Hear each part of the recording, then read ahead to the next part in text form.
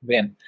El padre Rogelio es sacerdote desde el año 1986, ya tiene varios años de cura, como decimos.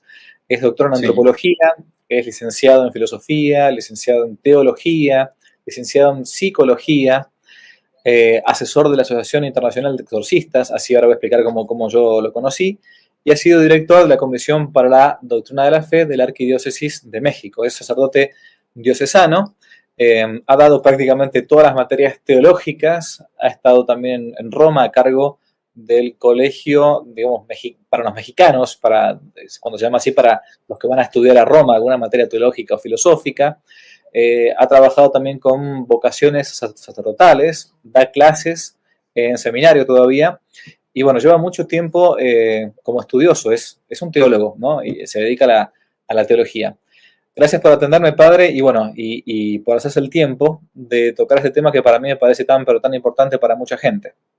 Padre, nosotros hemos escuchado más de una vez, a menos yo, muchas veces he escuchado en consultas, en correo electrónico, en llamadas telefónicas, un tema que se ha puesto bastante de moda últimamente, y digo últimamente en las últimas décadas, de esto de la sanación intergeneracional o el hecho de los pecados de los antepasados que pasan a los descendientes.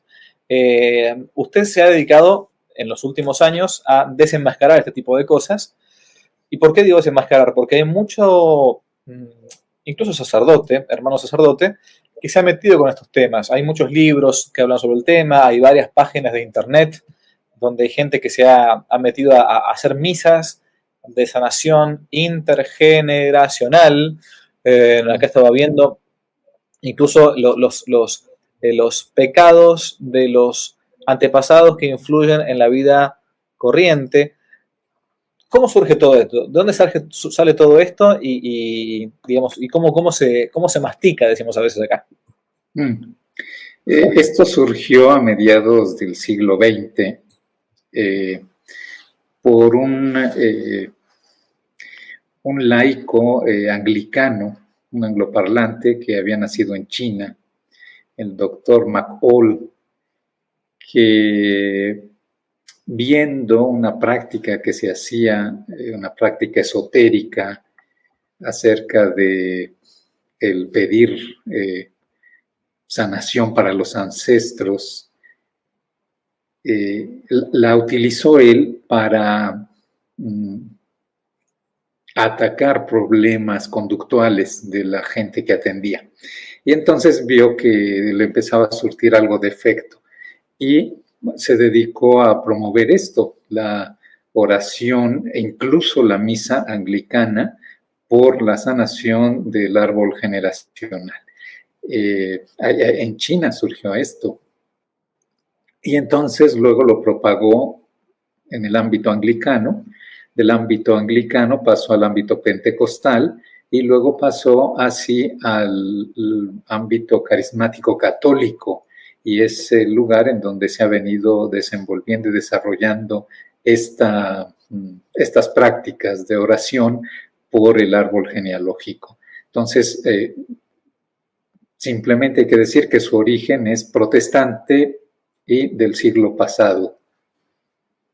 O sea que no es una doctrina que se encuentra, por las dos para la gente que lo ve, ni en los padres de la iglesia, los llamados padres apostólicos, los primeros, los discípulos de los apóstoles, digamos, ni los padres ya del siglo IV, V, ni en Santo Tomás, ni en los concilios más importantes, ni siquiera en el Concilio Vaticano II, por cierto, por las dudas, por si alguno se pone en el último concilio que existió. Es decir, que surge en un ambiente protestante y con una especie de mezcla sincretística con el mundo pagano, ¿no? ¿Y qué plantea esto de los pecados ancestrales? ¿Cuál es el fondo? ¿Qué es lo que ellos dicen que surte como efecto en las almas? Bueno, hay que tener en cuenta que hay muchos, incluso sacerdotes católicos, que han propagado estas ideas, esta nueva doctrina, porque como acabamos de mencionar, no existía no existe ni en la escritura, ni en la tradición, ni en la dogmática de la Iglesia ni en los concilios, etcétera, ¿no? Una nueva doctrina que surge a mediados del siglo pasado y que la han manifestado o descrito sin ninguna sistematización y por tanto habría que ver más bien qué dice tal sacerdote o tal autor con respecto a tal cosa, porque cada uno dice más o menos lo que se le ocurre. Pero en general podríamos decir, como tratando de rescatar o tratando de sistematizar un poco cuál es su pensamiento al respecto de la oración de sanación intergeneracional o de los pecados intergeneracionales, es que los pecados de los ancestros afectan a la persona actual en sus distintas dimensiones, en su dimensión física o psicológica o espiritual o social, y que por tanto muchas de las cuestiones que padece la gente no son imputables responsablemente a ella porque son una herencia que han recibido y por tanto están condicionados en su libertad a hacer algo que ellos no quieren porque así fue heredado y así tiene que ser. Y entonces se ve o quieren que a través de estas oraciones o de estas misas se rompa esa cadena que pesa en la persona actual para que incluso la persona con sus oraciones pueda sanar a los ancestros, estén vivos o estén muertos. Y además otros hablan no solo de la repercusión con el pasado, sino la repercusión con el futuro. Entonces, como podemos darnos cuenta, haciendo un análisis filosófico-teológico de estas ideas, pues que no se pueden sustentar. Pero esto es lo que principalmente proponen, que la oración o las misas, con esta intención, rompan esta cadena que pesa sobre ellos, que ellos han recibido por una herencia generacional, sea de efectos por el pecado o sea del pecado mismo. Ok, a ver, voy a ponerme acá como una especie de abogado del diablo para ver.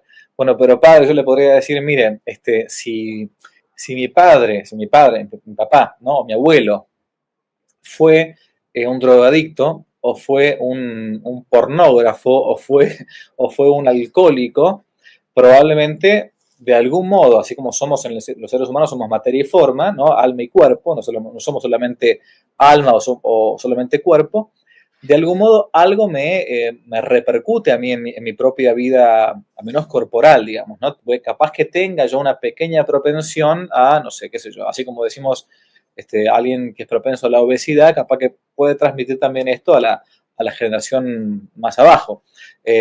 ¿No será que están refiriéndose a esto, a esa especie de propensión física que por la materia se va transmitiendo?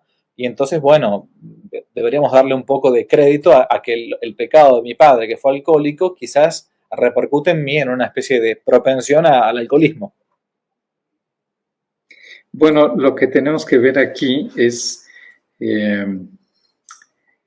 que puede haber una herencia genética y por tanto natural que se restringe a la materia. Pero cualquier otra cosa que no sea material, es decir, algo espiritual, como sería un pecado o moral, ¿no? Una falta grave que ha cometido la persona, lo espiritual no puede inserirse en los genes, por tanto no puede transmitirse genéticamente.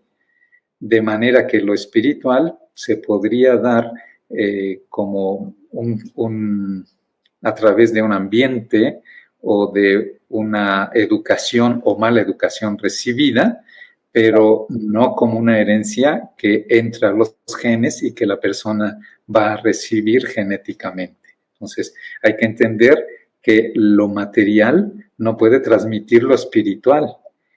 Puede haber consecuencias físicas de los pecados, pero que se refieren a algo material. Voy a poner un ejemplo.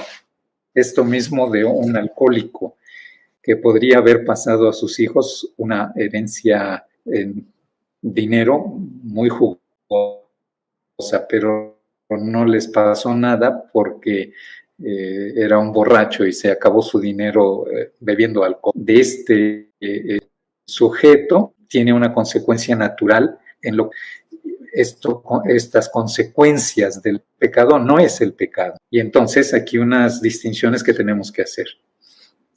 El pecado es un acto moral malo que tiene como consecuencia una culpa y una pena. La culpa la tiene la persona que la ha cometido y a él se le imputa, y la pena es lo que tiene que pagar por el pecado el pecador, el que lo cometió. Y entonces nadie puede pagar la culpa o la pena de otro porque el pecado es un acto personal. Entonces, el acto personal, moralmente hablando, no puede pasar a la siguiente generación, ni a la tercera, ni a la cuarta, ni a la décima. Lo que sí pueden pasar son las consecuencias del pecado, pero que quedan todas en el ámbito natural. Acá hay varios, como recién decía el padre, hay varios incluso sacerdotes católicos que plantean esto. Hay otros autores también que se dedican a estos temas, ¿no, padre? Sí, hay otros autores. La lista es larga. Hay algún canadiense, algún africano que vive en Estados Unidos, en la diócesis de Pensacola, Tallahassee. Hay sacerdotes mexicanos, hay españoles, en fin, hay muchos sacerdotes que se han dejado seducir y arrastrar por estas ideas novedosas y que las tratan de poner en práctica a través de oraciones poderosas que ellos dicen hacer y que se les llenan sus sesiones. Pero que en el fondo lo que podemos ver es tratar de sanar unas conductas de una manera superficial e inmediata a través de unas oraciones, lo cual implica para la persona no ver realmente la raíz de su problemática, porque la problemática ordinariamente cuando se trata de los actos, pues es luchar contra ellos. Y esa lucha es un esfuerzo personal que ha de hacer, que se puede hacer pidiendo la ayuda divina, pero que depende de la voluntad de la persona y que no solo depende de hacer unas oraciones para evitar la pereza o evitar la lujuria o evitar la avaricia, etc. Entonces, hay que tener en cuenta que cualquier solución rápida o mágica a los actos morales de la persona no va a tener eficacia, porque lo que se requiere es que la persona ponga en acción su voluntad, pida ayuda divina, como dice el dicho popular, ¿no? A Dios rogando y con el mazo dando, pero no podemos separarlos y hay que hacer las dos cosas. Y entonces es como una invitación a que las personas se den cuenta de que los problemas actuales que le aquejan tienen que participar con su entendimiento y voluntad para solucionarlos y pidiendo la ayuda divina. Claro, porque es bastante más cómodo decir, bueno, no, es mi abuelito el que había sido perezoso y por lo tanto me transmitió a mí esta pereza que yo no me levanto a trabajar todos los días para darle de comer a mis hijos, digamos, ¿no? Entonces voy al cura que me haga la misa de sanación intergeneracional por los pecados ancestrales que pasaron y de ese modo me quedo más tranquilo. Es como una especie de solución mágica. Un par de preguntas más. Digo, uno podría plantear alguna objeción. Yo voy a leerle algunos textos que algunos de estos personajes usan para justificar la postura, ¿no? Texto tengo acá la Sagrada Escritura en la mano. Acá voy a algunas citas, por ejemplo, el libro del Éxodo, en el capítulo 20, versículo 5, dice: no te postrarás ante las esculturas de imagen alguna, dice, que es lo que usan siempre los protestantes para hablar sobre el tema de las imágenes, ¿no? Ni les darás culto, porque yo soy Yahvé, tu Dios, un Dios celoso, que castiga la iniquidad de los padres en los hijos hasta la tercera y cuarta generación de los que me odian. Mismo libro del Éxodo, nos encontramos en Éxodo 34, versículo, estamos acá en el versículo 5, 6. Yahvé, Dios misericordioso, que conserva la misericordia hasta 1000 generaciones y castiga la iniquidad de los padres en los hijos y en los hijos de los hijos hasta la tercera y cuarta generación. Acá al parecer nos están refutando, padre, lo que estamos diciendo. Y tenemos acá también el texto de San Juan, si no me equivoco, San Juan capítulo 9, versículo 1, dice: al pasar allí vio Jesús a un hombre ciego de nacimiento Y sus discípulos le preguntaron, ¿no? O sea, los discípulos tenían, al parecer tenían esto en la cabeza, ¿no? Sí. Rabí, ¿quién pecó, él o sus padres, para que naciese ciego? Y Jesús respondió, ni él ni sus padres, sino que esto es para que las obras de Dios sean manifiestas en él. Bien, para acá, Padre Rogelio, la Escritura dice que Dios castiga a las generaciones, por lo tanto, hay que hacer las misas de sanación intergeneracionales para poder sanarnos de todo lo que nos legaron nuestros padres, abuelos y tatarabuelos. ¿Cómo hacemos ahora?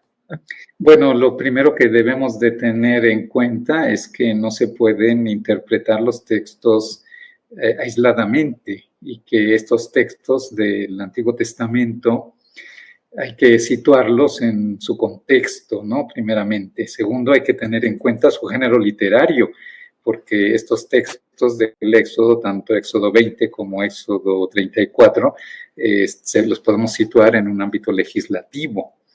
Luego hay que ver también las técnicas literarias que se utilizan, como la hipérbole, que es para exagerar, se exagera una expresión porque se quiere subrayar una verdad en contraposición a la otra.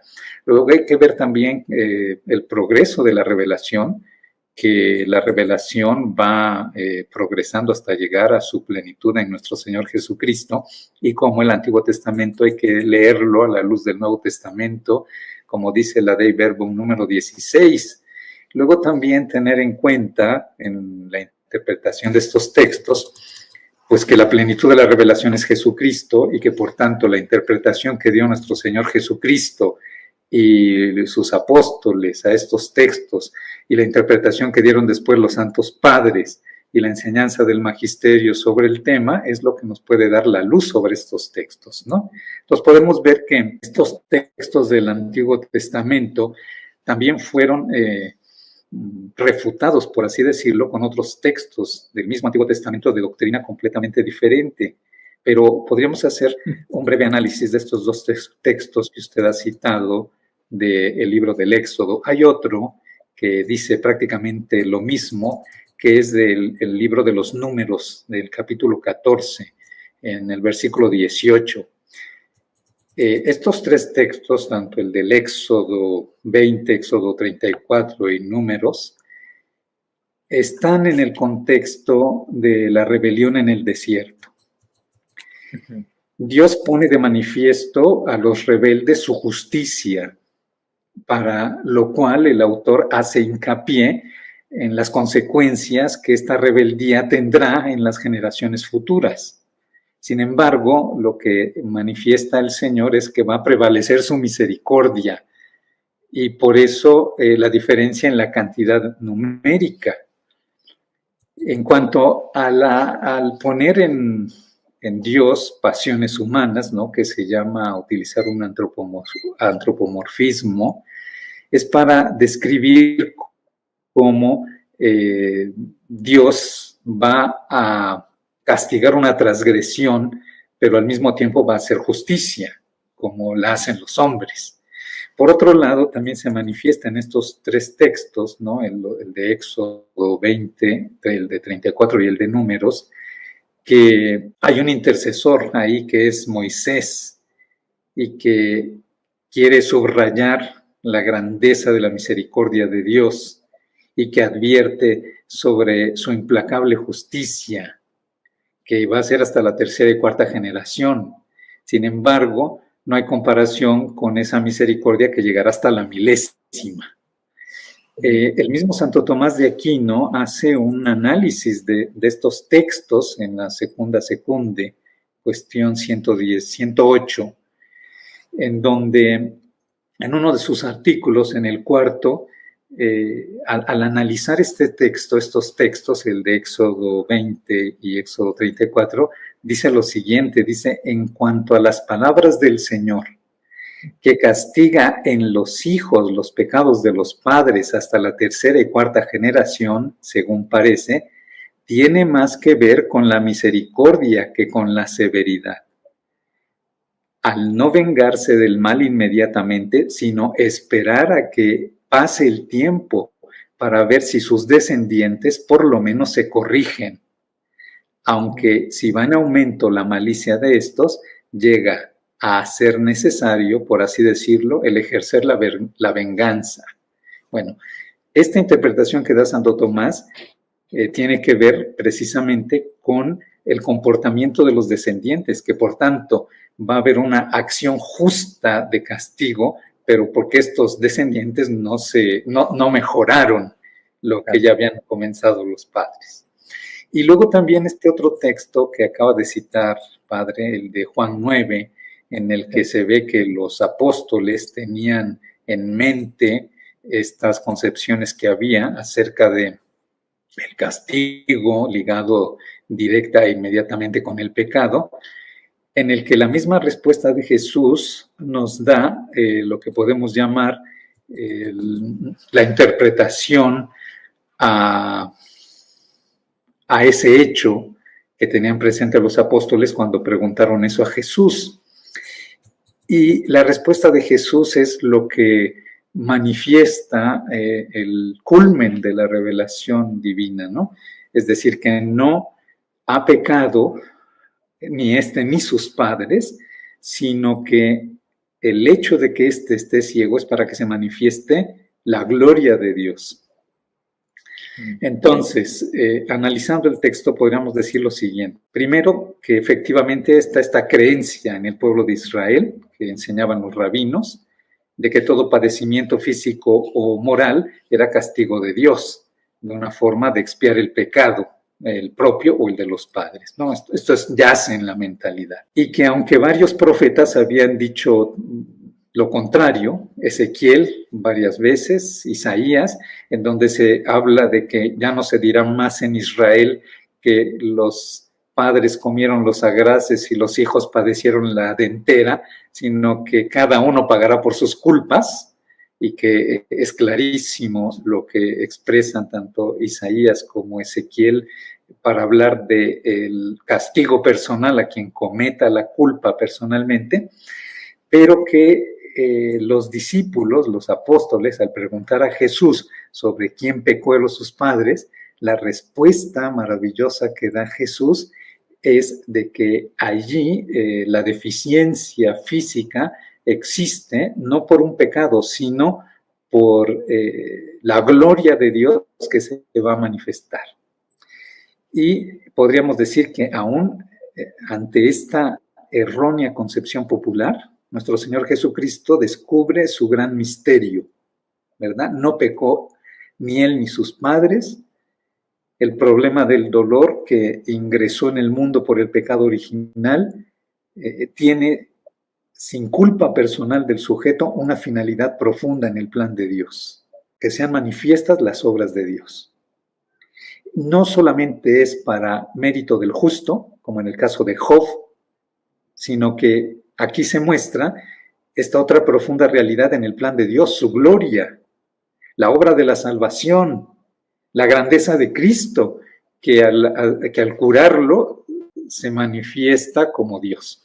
Entonces, se puede ver, padre, que todos estos textos que se aducen del Antiguo Testamento, porque incluso hay más, acerca de una consecuencia generacional de los pecados, queda completamente resuelta en la plenitud de la revelación por el mismo Jesucristo. Sí, aparte, hay que decirle también siempre a la gente, los que nos están escuchando, que la única cosa que uno puede transmitir, como decíamos antes con el padre, puede ser una propensión en cuanto a los efectos. Si yo me despilfarré mi dinero en un casino, por ejemplo, y mis hijos entonces en la herencia se van a quedar sin nada, claramente, o destruí mi matrimonio, y entonces me fui a vivir con otra mujer que no era mi esposa, y mis hijos vieron la consecuencia de lo que fue el adulterio, bueno, en ellos naturalmente va a haber un problema afectivo, psicológico, de inseguridad de lo que es el matrimonio, lo que es la unión entre un padre y una madre, o para siempre, porque lo sufrí de chico, de pequeño. Pero la única cosa que estrictamente se transmite de modo determinado y sin posibilidad de escape es el pecado original, que salvo la Santísima Virgen María, todos los hijos de Adán venimos con esa falla de fábrica, como decía, esa mala levadura que decía Rubén Darío, ¿no? Por eso lo necesario del bautismo para poder sanarnos del pecado original, nos quedará la inclinación al pecado, el fumus peccati, tenemos la gracia, los sacramentos, tenemos los actos virtuosos, nuestros hábitos buenos para poder cambiarlo, pero nadie está predeterminado por un supuesto tatarabuelo que cometió un pecado y que después lo transmitió por generación, digamos, corpórea, digamos, para nada. Esta doctrina llamativa y extraña, como la podría llamar San Pablo, es moderna, como dice el padre Rogelio. Y no hay que dejarse engañar, no existe en la tradición de la Iglesia. No surgía ni de los padres, ni de los concilios, ni de los papas. Ahora, la pregunta que uno se hace, padre, es si esto es así, ¿cómo es que aquellos teólogos o sacerdotes o quienes fueran que están promoviendo este tipo de cosas no son corregidos por la autoridad eclesiástica? Esa es la pregunta elemental que un laico se hace al escuchar estas cosas. ¿Qué le podemos decir, por ejemplo? ¿Ha habido algún pronunciamiento? ¿No ha habido pronunciamiento? Sí, quisiera decir, ¿no?, dos cosas. Sí. La primera, solo subrayando esto que mencionabas, padre, sobre el pecado original, ¿no? Distinguir del pecado original el pecado actual.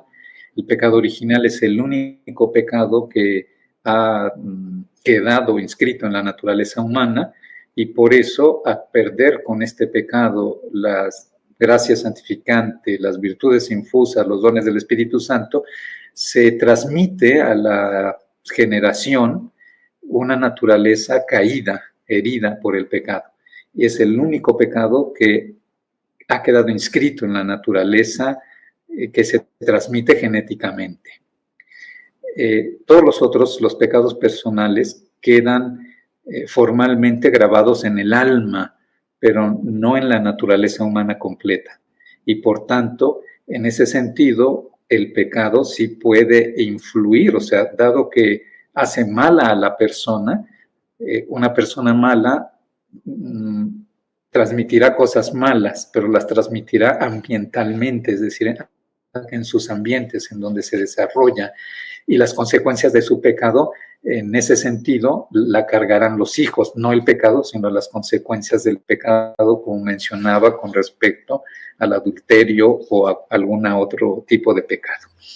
Pero, contestando ya la siguiente pregunta, con respecto a si el magisterio de la Iglesia se ha pronunciado al respecto, efectivamente ha habido 3 grupos de obispos, es decir, episcopados nacionales, que se han manifestado contra estas doctrinas. Ha sido el episcopado coreano, allá en el 2007, y también el episcopado francés en el mismo año, en el 2007, y el episcopado polaco en el 2015. Estos 3 episcopados, conferencias del episcopado nacionales, se han manifestado contra estas doctrinas por ver el perjuicio que causan en los fieles y queriendo orientar de acuerdo a la sana doctrina de la Iglesia Católica, lo que la Iglesia siempre ha enseñado, para que, de acuerdo a la doctrina, se aplique en cualquier cuestión espiritual y litúrgica. Por ejemplo, el episcopado coreano hablaba acerca de cómo es que el problema de estas doctrinas llevan a una distorsión en las cuestiones de fe con respecto al pecado original, y la conferencia del episcopado francés hablaba de 2 consecuencias, una psicológica y una doctrinal. La psicológica es que quitaba a la persona la posibilidad de enfrentar su situación psicológica, pensando que la causa es una causa externa y que por tanto al quitarse culpabilidad y buscar una causa externa de sus conductas, pierda la posibilidad de atacarlas y de encontrar un adecuado remedio. Claro, no soy responsable. Entonces, es una doctrina contra el mérito y es una doctrina que va a desviar la fe de los católicos, porque no haces la misa por la remisión del pecado de tus difuntos del purgatorio, sino porque a ti te conviene, porque vas a obtener de ahí un beneficio para tu conducta actual, sin pensar en la purificación de tus difuntos. y en esto es bastante firme las indicaciones que dio la Conferencia del Episcopado francés en el 2007. Y finalmente, el Episcopado polaco, que hace un análisis bastante bueno y profundo acerca de todas estas doctrinas, en las que se sitúa más en la cuestión doctrinal y en la cuestión litúrgica, hablando de cómo estas doctrinas son nuevas, no es la doctrina de la Iglesia, van a desviar completamente algunos aspectos fundamentales de la doctrina católica y por tanto se necesita atajarla directamente, prohibirla y que se condene porque está llevando a muchos a la perdición. Claro, no hay un pronunciamiento de todavía entonces el magisterio pontificio, para llamarlo de alguna manera. También hay que tener en cuenta que es bastante nuevo todo esto, ¿no? Pero sí, interesante no fijarse que son 3 conferencias episcopales de distinto pelaje, digamos. Uno podrá decir, bueno, los polacos son más conservadores, son más, etcétera, pero no puedo decir lo mismo de los franceses, que están en una tendencia distinta. No llegan a ser los alemanes, por cierto, con su sinodalidad y compañía, pero, digamos, por cierto, pero se dan cuenta que esto es, digamos, no está dentro del magisterio católico de la Iglesia, que lleva estas consecuencias, porque lo que decía recién el padre es importantísimo. Hoy que hemos olvidado el rezar por los difuntos, que es una obra de misericordia espiritual, o sea, por ejemplo, uno le pregunta a una persona, es más, yo tengo amigos sacerdotes, uno le pregunta a un amigo sacerdote si conoce las misas gregorianas, ¿no? Las 30 misas seguidas, por el Papa Gregorio, con San Gregorio, en fin, por el eterno descanso de un fiel difunto, y no las conocen, pero quizás conocen este tipo de cosas, ¿no? Esto de, aparte otra cosa, si un alma, pongámosle, está en el infierno, ¿no? Está en el infierno, ¿qué sanación generacional le voy a dar si del infierno no se puede salir? En todo caso, podrá salir del purgatorio. Entonces, ya existen las misas por nuestros fieles difuntos. Pero no sé por qué has quedado, por qué se ha metido este tipo de modas. Y después con todo lo que implica la liturgia, ni hablar, ni meternos con el tema de la liturgia de estas misas. Hoy por hoy en la iglesia, imagínense que en cada, como yo siempre digo, medio en broma, medio en serio, en cada parroquia hay una especie de liturgia distinta, ¿eh? O de paraliturgia, como quieras llamarle, porque uno no sabe bien, entra a la parroquia, el cura celebra de una manera, va a otra parroquia, celebra de otra manera. La verdad que uno ya no sabe cuál es la liturgia, o qué cura está siguiendo la liturgia que manda la iglesia. Pero bueno, es importante estos temas, ¿no? Para desenmascarar, sobre todo en nuestro pueblo fiel, en nuestro pueblo especialmente hispanoamericano, que a su vez están devotos de nuestros fieles difuntos y a su vez conoce el valor de la misa que le transmitieron los misioneros, el no dejarse en esto embaucar por el tema de estas misas de sanación intergeneracional, también les pueden ver llamadas como misas de, ¿cómo que le llaman también? Sanación del árbol genealógico. Eso, misa de sanación del árbol genealógico, no me sabía ni el nombre, misa de sanación del árbol genealógico, ¿no? Como que uno va a sanear un ADN espiritual, entre comillas, por medio de una misa que uno le va a pagar a un sacerdote, ¿no? Bueno, esto hay que decirlo con toda la autoridad de un sacerdote, pero no porque uno sea la autoridad, sino porque tiene detrás a la iglesia y todo su magisterio, ¿no? Que esto no proviene de una doctrina que sea católica, bueno, no sé si alguna cosa más a usted se le ocurre porque está mirando el pueblo fiel, la gente sencilla, y qué más le podemos decir sobre este tema, padre.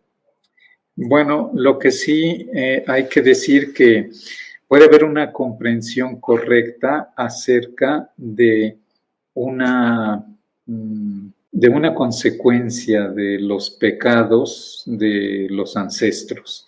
Me parece que esto es conveniente tenerlo en cuenta, saberlo y ver la manera de atajarlo.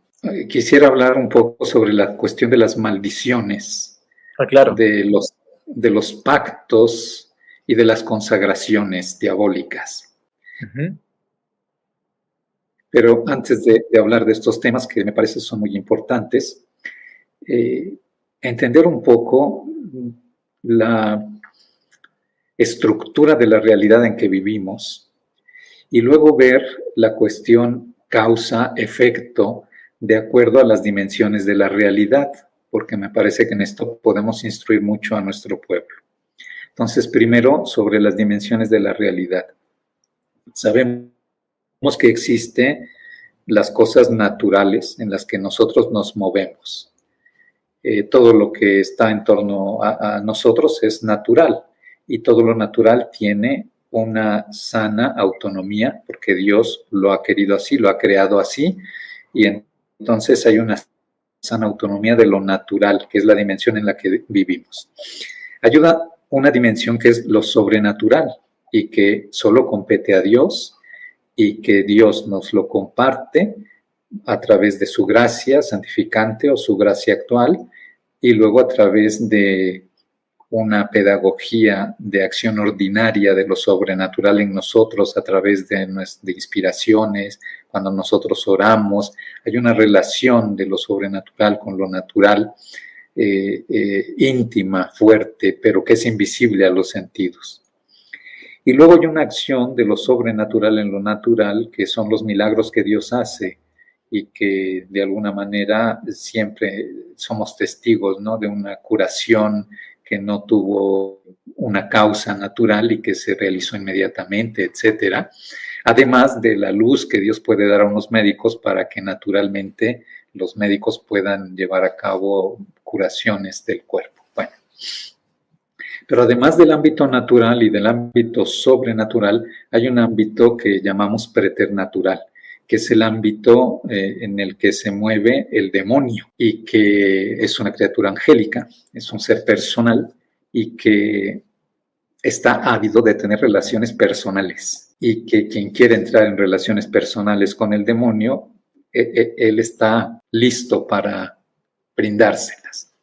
Sobre todo lo que quiere es que las personas entren a su terreno, para que entrando en su terreno, él pueda dominarlas y pueda alejarlas de Dios, porque esto es lo primero que quiere, ¿no? Alejar a las personas de Dios para que las personas vivan en pecado mortal y mueran en pecado mortal y se condenen para toda la eternidad. Bueno, entonces, entendiendo esto, que hay tres niveles en la realidad o tres dimensiones de la realidad, lo natural, lo sobrenatural y lo preternatural, ahora quisiera explicar la cuestión de causa-efecto para que se entienda estos otros tres temas que quisiera explicar brevemente. La cuestión de la causa-efecto. No hay efecto sin causa. Y puede haber efectos naturales con causas naturales. Y puede haber efectos naturales con causas preternaturales y efectos naturales con causas sobrenatural. Ejemplo, un milagro de una persona que se cura de un aneurisma inmediatamente, sin ninguna intervención médica, es el efecto de una causa sobrenatural. Quería poner como ejemplo las maldiciones. Digamos que hay dos tipos de maldiciones. Una maldición directa que hace una persona sobre otra y una indirecta que le pide al demonio que dañe a otra persona. Y entonces, esto desgraciadamente tiene unas repercusiones y funciona, ¿no? Primero porque el demonio es un ser que existe, que actúa, es una persona espiritual, su naturaleza es angélica, tiene unas potencias muchísimo más elevadas que el ser humano y por tanto es capaz de interactuar con él espiritualmente e incluso físicamente. Las personas que se meten al territorio del demonio difícilmente las va a dejar salir porque es como un narcotraficante que una vez que consigue una plaza no la quiere dejar y va a luchar por tenerla y mantenerla con todo su poder. Y es un poder muchísimo, muy superior al poder humano. Por tanto, digamos que con el demonio no se juega. Quien se meta en su territorio puede quedar allí atrapado. Y si se mete pidiéndole que actúe a través de maldiciones, pues corre el riesgo primero, de que el demonio la retenga allí a la persona y segundo, que haga efectivo lo que está pidiendo, porque es muy legalista y dice, tú me lo pediste, pues yo lo hago. Esto con respecto a las maldiciones. Y hay otras dos cosas que me parece que es importante conocerlas. Es con respecto a los pactos. Hay personas que hacen pacto con el demonio. Y el pacto más grave es el que hacen con sangre incluso. La persona se sangra para decir que está firmando un papel con su propia sangre. Y el demonio eso se lo toma muy en serio. Pero además le pide a la persona que pague. Es decir, el pacto es yo te voy a dar. Ordinariamente le consigue a la persona cosas materiales y le ofrece poder, placer y tener dinero, pero tú tienes que pagar. Y lo que le pide pagar a la persona es bastante serio y bastante grave. Es lo que se llama el precio del pacto. Y entonces una persona, haciendo un pacto con el demonio, puede dar como precio de pacto a un familiar. Y esto lo conocen bastante bien los exorcistas. Cómo es que hay personas que han sido precio de pacto y que el demonio, al tomarse en serio la parte que le toca por lo que él ha hecho, se lo cobra. Y en ese sentido, una persona puede dar como precio de pacto a un hijo o a un nieto, o incluso al fruto que aún no viene. Es como cuando una persona renta un terreno y va a sembrar allí unas vides y va a tener uvas y todavía no las siembra las vides ni nacen las uvas, pero ya son de esta persona esas uvas porque ese terreno ya es de ella. Y entonces así obra el demonio, ¿no? En ese sentido puede haber una consecuencia de generaciones a modo de precio de pacto, pero es muy distinto a la concepción que se tiene en lo que ya estuvimos explicando en la primera parte de la entrevista. Y segundo y último, que son las consagraciones.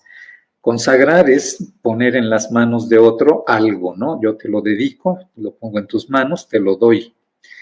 Y conocemos bien, por ejemplo, las consagraciones que la Iglesia ha promovido y que han promovido los santos, como San Luis María Griñón de Montfort, la consagración a la Virgen. O sea, yo me pongo en manos de la Virgen como un servidor, como un esclavo de la Virgen, porque yo quiero que ella sea mi señora y yo me consagro a ella.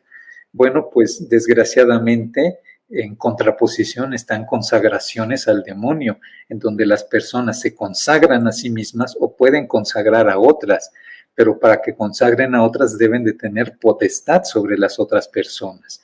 Y esa potestad se la da naturalmente la generación, es decir, un padre tiene potestad sobre sus hijos, una madre tiene potestad sobre sus hijos, es una potestad natural. Y esta potestad, digamos, se va perdiendo cuando el hijo va creciendo, cuando tiene conciencia, cuando es mayor de edad o definitivamente cuando se emancipa de la familia. Pero mientras tanto tiene esa potestad sobre el hijo y esa potestad le hace a la persona que pueda consagrarlo o a Dios o al demonio. El mismo bautismo, ¿no? En la iglesia conocemos consagraciones que son sacramentales, como es la consagración bautismal o como es la consagración de la confirmación o la consagración sacerdotal. Y luego hay otras consagraciones que no llegan al ámbito o al grado sacramental, pero que son consagraciones de tipo espiritual, en donde entra más la voluntad de la persona, la libertad, en el sentido de ponerse en las manos de Dios o de la Virgen. Pues desgraciadamente el demonio, que quiere imitar siempre todas las cosas de Dios, tiene este tipo de consagraciones, unas más superficiales y otras más a modo, por así decir, de los sacramentos, en donde entran estos cuestiones ya físicas y de ritos y derramamiento de sangre e incluso hasta asesinatos. O sea, el mundo diabólico, demoníaco es terrible. Y entonces hay que saber que existe todo esto, pero para un católico lo que tenemos que hacer es una vez que sabemos que existe esto, no querer entrar nunca en terreno del demonio y más bien siempre ponerse en el terreno de Dios. Y lo que me pone en el terreno de Dios es la gracia, son los sacramentos y mi esfuerzo por crecer en las virtudes, ¿no? Porque sabemos que esos dos ámbitos son, por así decir, lo que constituye la santificación o la santidad de la persona. La santidad en su ser a través de la recepción de sacramentos y la santidad en su hacer a través del ejercicio de las virtudes. Y entonces, en este esfuerzo por tener la vida divina y por ejercitarse en las virtudes, la persona se mantiene en el territorio de Dios y evitando cualquier cosa que me lleve al terreno del demonio, podré siempre mantenerme libre de las acechanzas más terribles que pudiera hacer el demonio sobre mí. De manera que podríamos hablar de estos dos tipos, dos modos en los que actúa el demonio, que se ve ya como algo de dominio general, ¿no? Un modo ordinario y un modo extraordinario. El modo ordinario, que es a través de la tentación y que la lucha contra la acción ordinaria del demonio se da con la vida espiritual de la persona, recepción de sacramentos, ejercicio de virtudes, cumplimiento del propio deber, etcétera, y cumplimiento de los mandamientos y demás. Y luego el no entrar en terreno del demonio con acciones concretas o con tipos de pecados específicos que son los que meten a la persona en el terreno del demonio y que son todos los pecados que van contra el primer mandamiento. Y entonces este esfuerzo del católico, del que quiere vivir su vida católica de modo elevado y que no se mete en estos pecados contra el primer mandamiento, digamos que está a salvo de todas estas acechanzas del demonio y puede evitarlas. Así es, padre, ha sido un gusto muy grande, la verdad que clarísimo. Bueno, para los que nos están viendo, ni pecados ancestrales, ni misas de sanación intergeneracional, todo eso no es católico, no es católico. Así que, como a veces decimos, que no te la cuenten, ¿no? Padre, le agradezco el tiempo. Si puede dejarnos su bendición para terminar. Con mucho gusto, Padre. El Señor esté con ustedes. Y con tu Dios espíritu. Todopoderoso los bendiga. María Santísima los cubra con su manto. Los santos ángeles los custodien. San Miguel Arcángel les ayuda en la lucha contra el maligno. Nuestros santos intercedan por ustedes y la bendición de Dios Todopoderoso, Padre, Hijo y Espíritu Santo, descienda sobre ustedes y los acompañe siempre. Amén. Amén. Y que viva Cristo Rey y Santa María. Que viva Cristo Rey. Padre, muchísimas gracias por el tiempo. Con gusto. Adiós. Tenga buen año.